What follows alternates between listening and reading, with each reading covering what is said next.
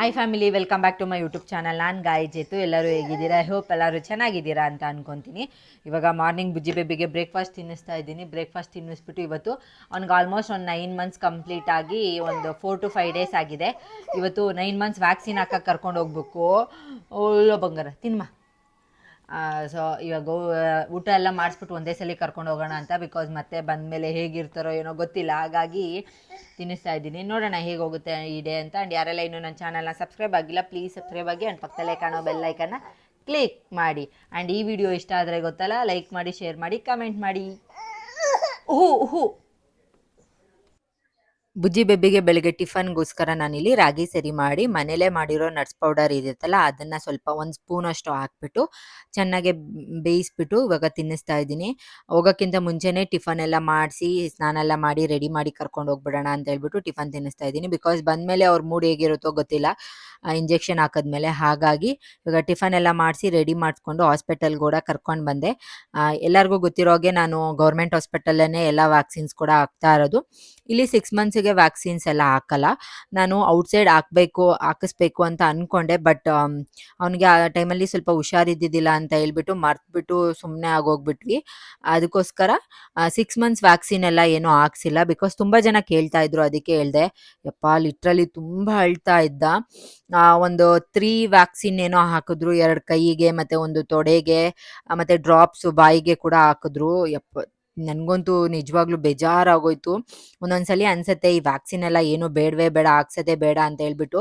Because ಅವನು ಅಷ್ಟು ಅಳ್ತಾನೆ ಇದ್ದ. 1 2 3 ಜನ ಇಟ್ಕೊಂಡಿದ್ದೀವಿ. ಅಷ್ಟು ಜನ ಇಟ್ಕೊಂಡ್ರು ಲಿಟ್ರಲಿ ಅವನ್ನ ಇಟ್ಕೊಳ್ಳೋಕ್ಕೂ ಕೂಡ ಆಗ್ತಾ ಇಲ್ಲ. ಅಷ್ಟು ಅಳ್ಳಾಡ್ತಾನೆ ಇದ್ರು ಅವರು. ತುಂಬ ಪೇಯ್ನ್ ಆಗತ್ತೆ ಅಂತ ಅನ್ಸುತ್ತೆ ಅವರಿಗೆ. ಅಳ್ತಾನೆ ಇದ್ರು. ಇವಾಗ ಸ್ವಲ್ಪ ಹೊತ್ತು ಸುಧಾರಿಸ್ಬಿಟ್ಟು ಇವಾಗ ಡ್ರಾಪ್ಸ್ ಎಲ್ಲ ಇರುತ್ತಲ್ಲ, ಅದನ್ನು ಕೂಡ ಹಾಕ್ತಾ ಇದ್ದೀವಿ. ಅದು ಹಾಕ್ದಾಗ ಸ್ವಲ್ಪ ಹೊತ್ತು ಸಮಾಧಾನ ಮಾಡಿ ಬಿಟ್ಟು ವ್ಯಾಕ್ಸಿನ್ ಹಾಕಿಸ್ತಾ ಇದ್ದೆ. ಬಿಕಾಸ್ ಒಂದೇ ಸಲ ಅಳ್ತಾನೆ ಇದ್ರೆ ಅವ್ರಿಗೂ ಸುಸ್ತಾಗಿ ಹೋಗ್ಬಿಡ್ತಾರೆ. ಹಾಗಾಗಿ ಆಮೇಲೆ ಹೇಗಿದ್ರು ನಮ್ಮ ಹಸ್ಬೆಂಡ್ ಕೂಡ ಬಂದಿದ್ರಲ್ಲ, ಅವ್ರನ್ನೂ ಕೂಡ ತೋರಿಸಿ ಆಟ ಆಡಿಸ್ಕೊಂಡು ಹಾಕಿಸ್ತಾ ಇದ್ವಿ.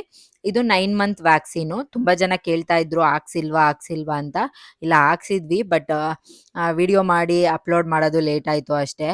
ಅವನು ಸಿಸ್ಟರ್ನ ನೋಡ್ತಾನೇ ಇದ್ದ ವ್ಯಾಕ್ಸಿನ್ ಹಾಕಕ್ಕೆ ಬಂದಿದ ತಕ್ಷಣ. ಬಿಕಾಸ್ ಸ್ವಲ್ಪ ಹೊತ್ತು ಬಿಟ್ಟು ಹಾಕಿಸ್ತಾ ಇದ್ವಾ. ಅಯ್ಯೋ ಹೋದವ್ರು ಮತ್ತೆ ವಾಪಸ್ ಬರ್ತಾ ಇದ್ದಾರಲ್ಲ ಅಂತ ಹೇಳ್ಬಿಟ್ಟು ನೋಡಿ ಹಾಕಿಸ್ತಾ ಇದ್ದ. ಅವನು ಅಳ್ತಾ ಇದ್ದಿದ್ದು ನೋಡಿ ತುಂಬ ಬೇಜಾರಾಯಿತು. ತುಂಬ ಪೇಯ್ನ್ ಇರುತ್ತೆ ಅಂತ ಅಂದ್ಕೊಂಡೆ ನಾನು ಕೂಡ. ಅಂದರೆ ಮನೆಗೆ ಹೋದ್ಮೇಲೆ ಅಳ್ತಾನೆ ಇರ್ತಾನೇನೋ, ಬಿಕಾಸ್ ಅಷ್ಟು ಜೋರಾಗಿ ಅಳ್ತಾ ಇದ್ರು ಅವರು ಲಿಟ್ರಲಿ.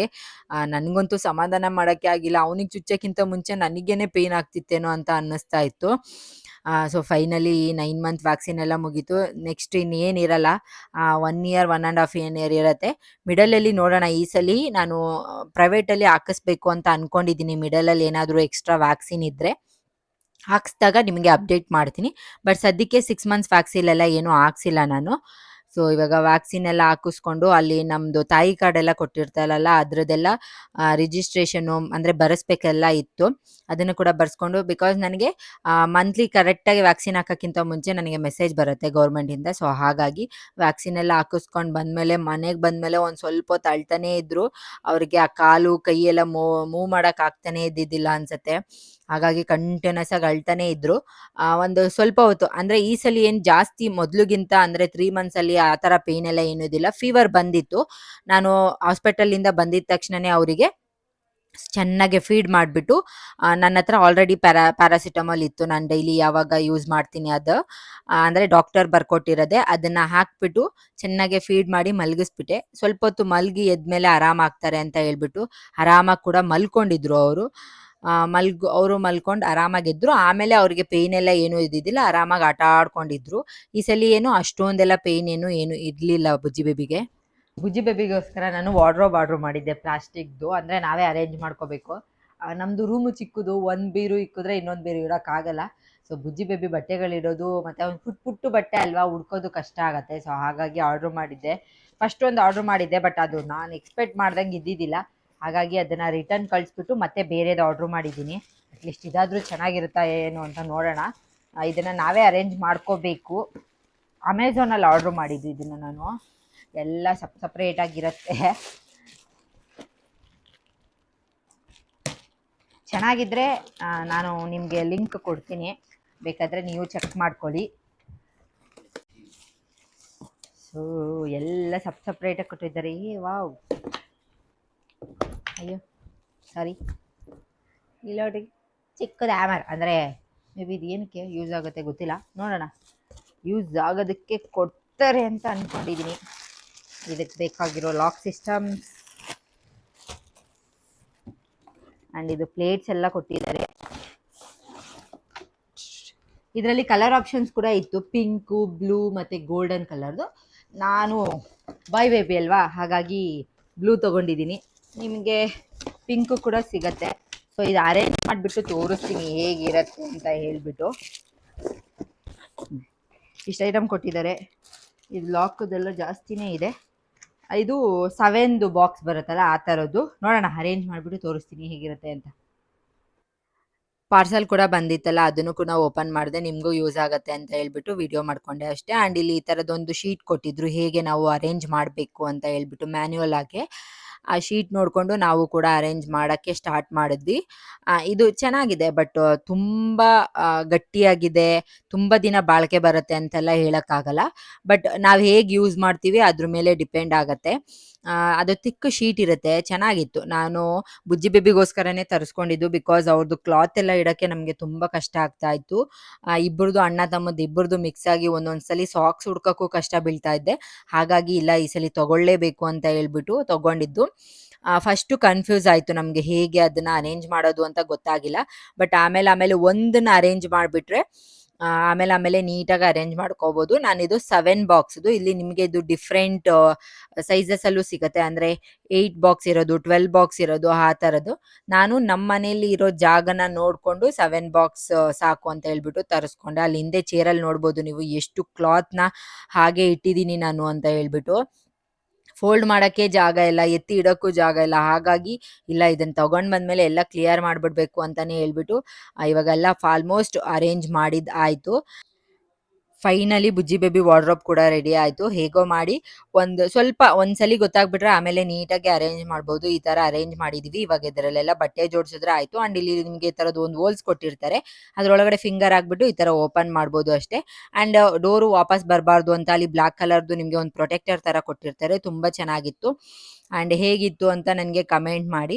ಆ್ಯಂಡ್ ಇವಾಗ ಇದರಲ್ಲಿ ಬಟ್ಟೆ ಎಲ್ಲ ಜೋಡಿಸ್ಬಿಟ್ಟು ನಾನು ನಿಮಗೆ ಫೈನಲ್ ಔಟ್ಪುಟ್ ಕೂಡ ತೋರಿಸ್ತೀನಿ. ಚಿರು ಅಂತೂ ಫುಲ್ ಖುಷಿಯಾಗಿ ಹೋಗ್ಬಿಟ್ಟಿದ್ದಾನೆ. ಈ ಥರ ಬಂದಿದೆ. ಇಲ್ಲಿ ವಿಂಡೋ ಕೆಳಗಡೆ ಇಷ್ಟೇ ಸ್ಪೇಸ್ ಇದ್ದಿದ್ದು ನಮ್ಮ ರೂಮಲ್ಲಿ ಇಡೋಕ್ಕೆ ಅಂತ. ಸೊ ಹಾಗಾಗಿ ಮೇ ಬಿ ಇದು ಅಡ್ಜಸ್ಟ್ ಆಗುತ್ತೋ ಇಲ್ವೋ, ಹೈಟ್ ಅಂದರೆ ಅಗಲ ಅಂತ ಅಂದ್ಕೊಂಡಿದ್ವಿ. ಬಟ್ ಕರೆಕ್ಟಾಗಿ ಇಲ್ಲಿ ಏನು ಹೈಟ್ ಇದೆಯೋ ಅದಕ್ಕೂ ಕುತ್ಕೊಂಡು. ಆ್ಯಂಡ್ ವಿಂಡೋನು ಕೂಡ ಆರಾಮಾಗಿ ಓಪನ್ ಮಾಡ್ಬೋದು. ಇದು 7 ಬಾಕ್ಸಸ್ ಬರುತ್ತೆ. ಸೊ ನೋಡಿ, ಈ ಥರ ಇದು ಲಾಕ್ ಸಿಸ್ಟಮು ಇರುತ್ತೆ, ಅಂದರೆ ಮಕ್ಕಳು ಅವಾಗ ಎಳಿತಾ ಇರ್ತಾರಲ್ಲ, ಹಾಗಾಗಿ ಇದು ಬೇಡ ಅಂದರೆ ತಗೋಬೋದು. ನೋಡಿ, ಆಲ್ಮೋಸ್ಟ್ ಎಲ್ಲ ಬುಜ್ಜಿ ಬೇಬಿದು ಬಟ್ಟೆ ಆಗಿರ್ಬೋದು, ಆ ಒಂದು ಸಾಕ್ಸು ಪ್ರತಿಯೊಂದೂ ಇವಾಗ ನೀಟಾಗೆ ಎಲ್ಲ ಸಪ್ರೇಟಾಗಿ ಹೊಸದೇ ಆಗಿರ್ಬೋದು ಡೈಲಿ ಯೂಸ್ಗೆ, ಮತ್ತು ಎಲ್ಲಾರ ಹೋಗ್ತಾ ಬರ್ತಾ ಹಾಕೊಂಡು ಬರೋಕ್ಕೆ ಅಂತ ಹೇಳ್ಬಿಟ್ಟು ಎಲ್ಲ ನೀಟಾಗಿ ಎತ್ತಿಟ್ಬಿಟ್ಟಿದ್ದೀನಿ. ಆ್ಯಂಡ್ ಇದು ಬುಜ್ಜಿ ಬೇಬಿಗೆ ಕ್ಯಾರಿ ಬ್ಯಾಗು ಪ್ರತಿಯೊಂದೂ ಅಷ್ಟೇ ನೀಟಾಗಿ ಎತ್ತಿಟ್ಬಿಟ್ಟಿದ್ದೀನಿ. ಇವಾಗ ಒಂದು ಸ್ವಲ್ಪ ಸಮಾಧಾನ ಆಯಿತು ನನಗೆ, ಬಿಕಾಸ್ ಒಂದೇ ಬೀರು ಇಡೋಕ್ಕಾಗೋದು, ಸ್ವಲ್ಪ ಜಾಸ್ತಿ ಎಲ್ಲ ಇಡೋಕ್ಕಾಗಲ್ಲ ಹಾಗಾಗಿ. ಆ್ಯಂಡ್ ಇದನ್ನು ನಾನು ಜಾತ್ರೆಯಲ್ಲಿ ತೊಗೊಂಡಿದ್ದು. 250 ರುಪೀಸ್ ಏನೋ ಹೇಳಿದ್ರು, ಒಂದು 200 ರುಪೀಸ್ ಕೊಟ್ಬಿಟ್ಟು ತೊಗೊಂಡೆ.